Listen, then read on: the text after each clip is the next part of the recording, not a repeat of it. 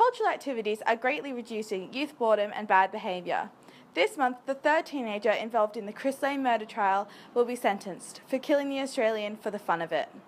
Studies done by the Department of Psychiatry in Washington have proved the correlation between increased marijuana use and youth boredom. So in lots of my youth work that I've done, we've also looked at research into why people act different ways, and one of the ones that we looked into was youth boredom, and that definitely provokes behaviour like participating in drug use. When you're bored, you always try and find ways to break the law and break the boundaries just to do something fun. And by putting them into situations or activities which will actually develop their learning, it gets them physically moving as well as them mentally moving.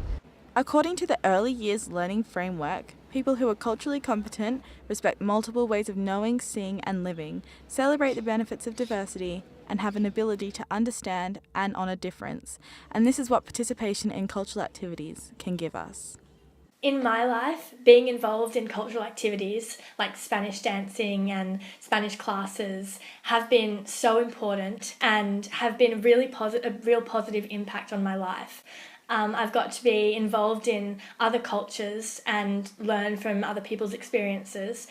Sydney is one of the top 10 multicultural cities in the world and offers a myriad of opportunities from sushi making to classical Indian dance that can really be crucial to development. The invitation to participate in those kind of activities I think is important. The ability to be able to resource and create possibility, being required to participate in activities, like work for the dole, poses a whole set of kind of conflicts and ambivalences. So I think choice is really critical in terms of someone's engagement with an activity.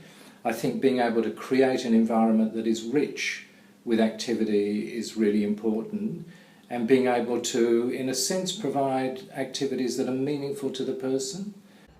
However, if youth are given the opportunity, cultural activities could be a real way to boost their happiness and tolerance of other people from different walks of life. So I think creating the opportunity for someone to have an experience that is not their normal trajectory of experience. Again, there's no guarantee that that will expand the way they think. I mean, it could confirm it. But generally, I think we know psychologically, sociologically, if you are part of a community that is diverse, if you're exposed to experiences that are diverse, the possibility of you understanding that there are more than just one cultural way to live life, one set of values, is likely to occur.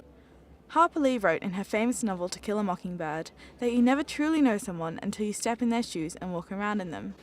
However, it's possible the same shoes that create ethnic tolerance could also reduce youth violence and bad behaviour and increase their well-being.